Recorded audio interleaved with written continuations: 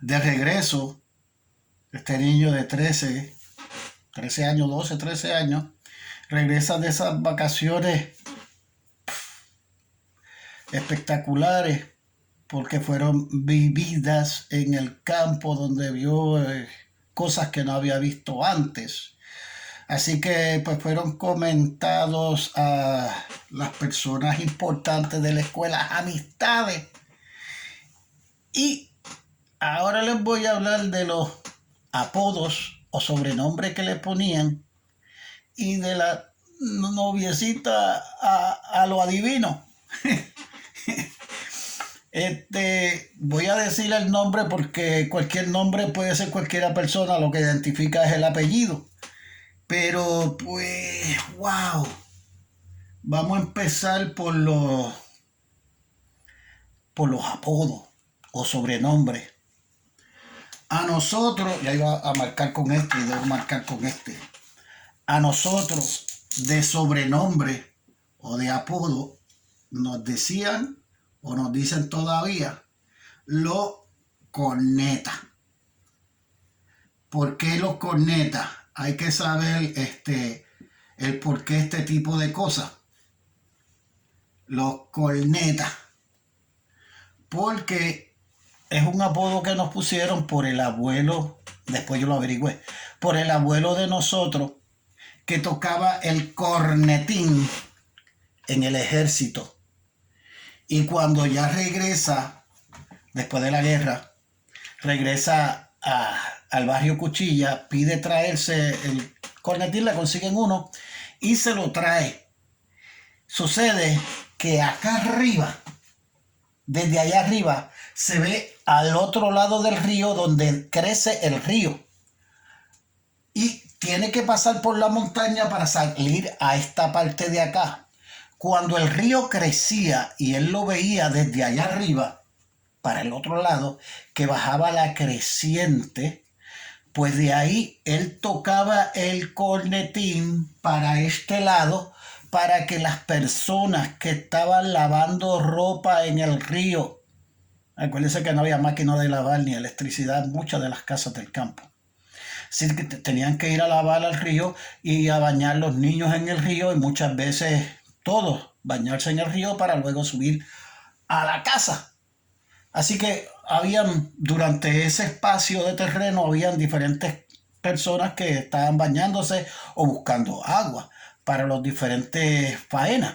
Así que el abuelo de nosotros tocaba el cornetín y al rato se veía la creciente y ya la gente estaba pendiente a si tocó el corneta. Si tocó el corneta es que hay creciente. Así evitaron muertes. Aparte de los cornetas, pues habían otros sobrenombres en el barrio. Están lo que le decían los morados, lo que le decían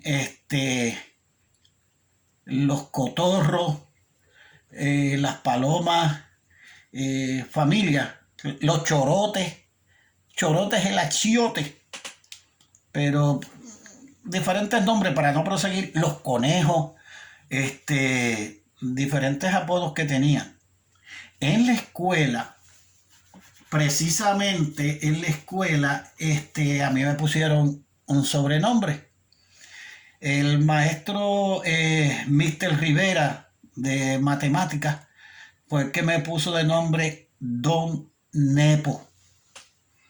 Mientras voy haciendo aquí un dibujito, pues explico. Don Nepo, cuando yo le pregunté que por qué me había puesto ese nombre, yo pregunté en la clase, durante la clase, mister, pero ¿por qué usted me dice ese nombre? Mi nombre es Francisco, no, jaquetón, pero preguntándole, tú sabes. Jaquetón quiere decir, tú sabes, con esta preocupación de que me estuviera llamando con otro nombre que no era el mío. Y frente a los demás que después me decía todo el mundo Don Nepo. Y yo no soy Don Nepo, yo soy un muchacho de 13 años. Entonces, ¿qué sucede? Que cuando él me dice Don Nepo, pues yo le pregunto en frente de los demás estudiantes Y él viene y me dice que Don Nepo es un jíbaro de allá de la montaña que nadie le podía meter los mochos, como decimos en Puerto Rico. No se le podía meter los mochos porque sabía mucho de matemática. Era un as. Y entonces, como en el salón de clase, a mí me gustaba la matemática. En el salón de clase, pues eso era cuando él preguntaba de lo que estaba hablando en clase, pues yo contestaba correctamente. Pues por eso él decidió ponerme Don Nepo. Y para ese entonces, que es lo que estoy haciendo aquí más o menos, enamorado a lo adivino. Aquí apareció esta niña, más o menos de mi edad también, básicamente de mi edad, y se llamaba Sonia. No voy a decir el apellido, pero me acuerdo de su nombre. Esta nena se sentaba casi siempre detrás de mí. Y cuando venían los exámenes, ella me tocaba por aquí detrás y me decía, Don Nepo, déjame ver la contestación de las 5. Y yo disimulaba, haciendo que estaba memorizando, chequeando la pregunta. Y ahí ella venía de la parte de atrás, miraba y contestaba. El toque de poner su mano aquí con la confianza. Ella era rubia, no sé qué, después de ese tiempo nunca más la volví a ver. Ella era rubia, blanquita, ojos azules, para esa edad, una nena bonita, que todo el mundo tenía que ver con ella. Y pues preguntarle a Don Nepo, porque en matemática ella no era muy buena. Así que le preguntaba a Don Nepo y salía bien en los exámenes. Y uno de esos días de excursión nos llevaron a ver una represa, de cómo se represaba el agua para llevar a los hogares. Y de ahí en adelante fue que pusieron las tuberías en las diferentes casas de Univón. Y entonces pues el maestro nos llevó a esa excursión para que viéramos el proceso y pudiéramos explicar en las casas de cuál era el proceso de poner la tubería en vez de las plumas públicas, llevarlo hacia las casas. Pues durante ese procedimiento que él nos está explicando cerca de la represa, que nos está explicando, ella va al lado conmigo, se rebala y antes de caer se agarra de mi mano y me cogió la mano. Y estaba yo como un perro con 2 rabos. Así, contento. Fue lo único que pasó. Pero durante ese tiempo, no, en esa edad, ¿no? Nada más. Nada más. Fue mi novia a lo adivino y nunca pasó nada más que ese simple toque de mano para esa edad.